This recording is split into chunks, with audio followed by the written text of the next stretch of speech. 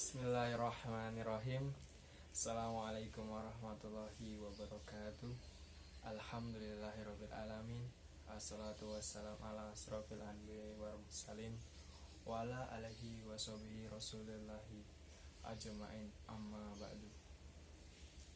Pertama-tama, marilah kita haturkan puji dan syukur kehadirat Allah Subhanahu wa taala karena pada kesempatan yang berbahagia ini kita dapat bertemu dan berkumpul bersama di lokasi ini dengan kebanggaan kita dalam keadaan sehat walafiat.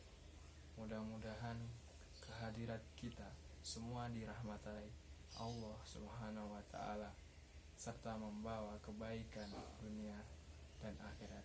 Amin ya rabbal alamin.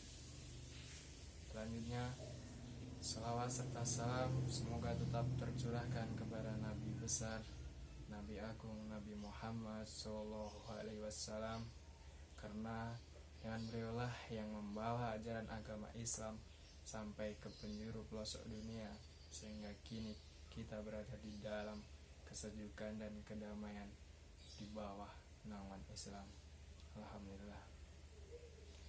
Teman-teman semua yang saya sayangi, pada kesempatan yang singkat ini izinkan saya menyampaikan ceramah pada hari ini dengan judul kematian. Keyakinan orang beriman akan adanya kehidupan sesudah kematian menyebabkan dirinya selalu berada dalam mode standby menghadapi kematian. Ia memandang kematian sebagai suatu keniscayaan, tidak seperti orang kafir yang selalu saja berusaha untuk menghindari kematian. Dan tiadalah kehidupan dunia ini melainkan senda gurau dan main-main.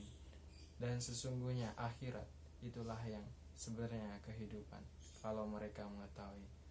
Quran Surat Al-Ankabut ayat 64. Bagaimana kematian orang beriman? Dalam sebuah hadis Nabi SAW bersabda, orang beriman meninggal dengan kening penuh keringat. Hadis riwayat Ahmad. Ambillah keteladanan dari kematian Khalifah Umar bin Khattab radhiyallahu anhu. Ia ditikam oleh Abu Tullah saat sedang mengimami sholat subuh. Umar pun jatuh tersungkur bersimbah darah. Dalam keadaan seperti itu ia tidak ingat istri, anak, harta, keluarga, sanak saudara, dan kekuasaannya. Yang ia ingat hanyalah La ilaha illallah Muhammadar Rasulullah Hasbiyallah wa ni'mal wakil. Setelah itu ia bertanya kepada sahabatnya, siapakah yang telah menemaniku atau menikamku? Kau ditikam oleh Abu Lawlah al-Mujusi.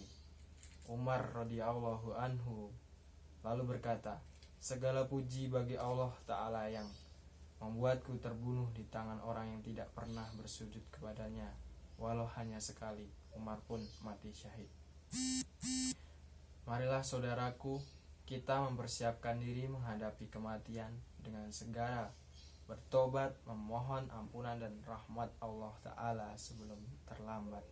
Sebab begitulah kematian orang kafir, suatu bentuk kematian yang diwarnai penyesalan yang sungguh terlambat. Kematian itu milik semua makhluk Allah, manusia, hewan, tumbuhan, termasuk bangsa malaikat dan setan. Semuanya akan merasakan apa yang namanya kematian. Kematian pula yang membuat hubungan antara orang-orang yang dicintai dan yang mencintai terpisahkan. Karena kematian, seseorang harus meninggalkan harta benda yang begitu dicintai, begitu dibanggakan, dan begitu diagungkan, dengan sejumlah harta benda yang diklaim adalah miliknya sendiri. Al-hakumu takasur hatta zurtum maqabir. Bermegah-megah telah melalaikan kalian hingga kalian sampai di alam kubur. Quran Surat At-Takasur. La ilaha illallah, la ilaha illallah, la ilaha illallah. Sesungguhnya kematian itu sangat pedih. Ya Allah, bantulah aku menghadapi sakaratul maut. Ya Allah, ringankanlah sakaratul maut itu buatku. Hadis riwayat Bukhari Muslim. Marilah kita senantiasa berada di jalan Allah Subhanahu wa Ta'ala agar kita kelak meninggal dalam keadaan husnul khotimah. Pertama, orang mati akan menyesal karena tidak bersedekah. Tidak ada gunanya harta banyak, semua akan ditinggal kalau ajal sudah sampai, tak dapat dimaju atau dimundurkan. Memuliakan tamu termasuk sedekah. Siapa yang beriman kepada Allah, muliakanlah tamu. Hari ini orang memuliakan tamu karena status sosial. Kedua, orang tidak mau mendengarkan kebaikan. Ada neraka syair untuk orang yang tak mau mendengar kebaikan nasihat. Di luar sana masih banyak orang yang belum di jalan Allah. Siapa yang menyelamatkan mereka? Allah Subhanahu wa Ta'ala menjelaskan dalam Quran surat Al-Mulk ayat 6-11. Ketika manusia dilempar ke dalam neraka sebab memperoleh azab jahanam, mereka mendengar suara mereka yang mengerikan. Setiap orang kafir dilemparkan penjaga neraka bertanya apakah mereka tidak diberi peringatan saat di dunia. Penghuni neraka menjawab, sesungguhnya telah datang kepadanya seorang pemberi peringatan, namun mereka mendustakannya. Mereka pun menyesal dan mengakui segala dosa-dosa mereka. Yang ketiga, orang yang tidak menegakkan salat ketika sehat atau sakit. Mereka yang ada di rumah sakit, di ruang ICU, mendengar suara azan tapi tak mampu melaksanakan sholat. Mereka menyesal karena sewaktu sehat tidak memperdulikan suara azan. Sampai masanya orang yang menjadi lemah dan mati. Akan menyesal orang yang bolak-balik dengar teriakan azan tapi tak ke masjid. Kami tulis langkah-langkah tapak kaki mereka. 1 langkah menghapus dosa, 1 langkah mengangkat derajat. Yang keempat adalah orang yang menyesal karena memutus tali silaturahmi. Rasulullah SAW bersabda, tidak masuk surga orang yang memutus tali silaturahmi. Di Mesir, di tepian masjid disediakan kursi-kursi. Anak-anak membawa orang tua dan mendudukkannya di masjid agar orang-orang tua saling bercengkrama. Kini saat akhir pekan orang sudah jarang bersilaturahmi karena sibuk dengan gadget, terutama saat hari libur. Akan menyesal orang yang tidak meminta maaf karena bersalah.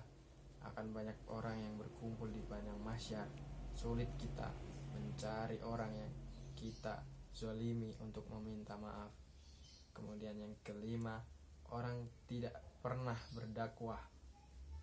Hidup pernah, berkuasa pernah, tapi tak pernah menolong agama Allah. Akan menyesal saat menjelang kematian. Tak perlu ceramah, cukup ke masjid dengan pakaian dinas, orang akan termotivasi. Dakwah adalah ajakan atau seruan kebaikan kepada manusia yang lain. Dakwah tidak selalu harus berdiri di podium, dilihat oleh jutaan umat manusia atau ceramah di masjid-masjid.